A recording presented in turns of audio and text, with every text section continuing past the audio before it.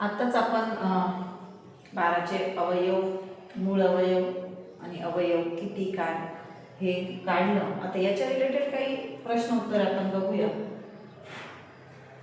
पहिला प्रश्न आहे, 120च्या सर्वात लहान व सर्वात मोठ्या विभाजकांची बेरीज किती, असा प्रश्न आहे. 120च्या सर्वात लहान व सर्वात मोठ्या विभाजकाची बेरीज किती. आता 120चा सर्वात लहान विभाजक बघा, इथं सर्वात लहान विभाजक हा एक असतो. एक कोणत्याही संख्येचा सर्वात लहान विभाजक विचारलं तर ते तो कोणता असणार आहे, एक. आणि सर्वात मोठा विभाजक हा तीच संख्या असते. आता सर्वात मोठा विभाजक कसला विचारला, 120चा. 120चा सर्वात मोठा विभाजक 120च आहे. आता हा 1 आणि 120 या दोघांची बेरीज करा. बघा, 120 अधिक 1 उत्तर किती आलं, 121. मग 120च्या सर्वात लहान व सर्वात मोठ्या विभाजकाची बेरीज किती, 121. असंच आपण एक पुढचा प्रश्न बघू. 36च्या एकूण मूळ अवयवांची संख्या किती. आता बघा, अवयव नाही फक्त काय, मूळ अवयव फाइंड आउट करायचे आपण. मग आता 36चे मूळ अवयव 36 किती येतं उत्तर, 2 × 18 2 × 2 × 9. हे फॅक्टर्स पाडत जायचे. 36 म्हणजे 2 × 18, 18 म्हणजे 2 × 9. आणि आता हे 2 तर लिहिले. आता 9चे फॅक्टर्स 2 ने भाग जाणार नाही. मग पुढचा 3 येतो. 3च्या टेबलमध्ये 9 आहे 3 नंबरला. सो 3 × 3 9 येतं. मग इथं लिहा 3 × 3 9 झालं. आता प्राईम नंबर्स मिळाला आपल्याला. 3 परत कोणत्या टेबलमध्ये नाहीये. मग आता याच्या पुढे आपण काय करणार, त्याचे मूळ अवयव म्हणजे किती, हा 2 आणि 3. मग इथं लिहा मूळ अवयव किती आले, मूळ अवयव 2. याचं उत्तर येणार 2. तसंच आता पुढचा प्रश्न, 400च्या एकूण विभाजकाची संख्या किती. आता एकूण विभाजक म्हणजे एकूण अवयव काढायचे, मूळ अवयव नाही, एकूण अवयव काढायचे.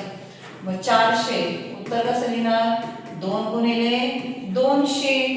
कसं काढलं, हे 400 ला डिवाइड बाय म्हणजे 400च्या निम्म, 2 ने गुणायचं म्हणजे 400च्या निम्म लिहायचं 200. आता हा 2 तसाच लिहिणार.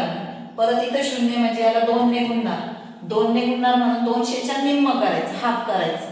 200 हाफ 100. परत 100चा हाफ करा 50. अगेन 50चा हाफ करा 25. आता 25 ला कशाने भाग जाणार, 25 ला भाग 2 ने पण नाही 3 ने पण नाही, 5 ने जाईल डायरेक्ट. मग इथे लिहा 5 × 5. आता मूळ विभाजक किती आले, सॉरी फक्त विभाजक विचारले किती आले, 2 किती वेळेस आलेला आहे, 1 2 3 4 म्हणजे 2⁴ × 5 किती 2. मग आपण काय करतो, खाली ह्या 4 मध्ये +1 करतो, इंटू ह्या 2 मध्ये पण +1 करतो. 4 + 1 5, 2 + 1 3, 5 3 जा 15. ऑप्शन मध्ये आहे बी ऑप्शन. म्हणजे 400च्या एकूण विभाजकांची संख्या किती येणार, 15 येणार. तसंच अजून एक क्वेश्चन, 7च्या पहिल्या 5 गुणितांची बेरीज किती. गुणित म्हणजे काय, 7चा टेबल लिहा. 7चा टेबल 5 वेळेस 7. बेरीज सांगितलेली म्हणजे इथे काय लिहावं लागेल, 7 + 14 + 21 + 28 + 35. आता यांची बेरीज करा. 7 + 4 11 + 1 12, 12 + 8 20, 20 + 5 25, 2 इथे कॅरी, 3 + 2 5, 2 7, 2 9, 1 10. यांची बेरीज येते 105. म्हणजे ऑप्शन डी.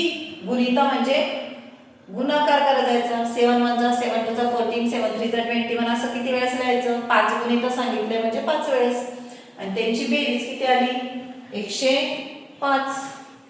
पुढचा पुढचा आहे 100 पर्यंत 3 व 7 ची एकूण किती गुणिते आहेत? 3 व 7 ची दोघांची मिळून.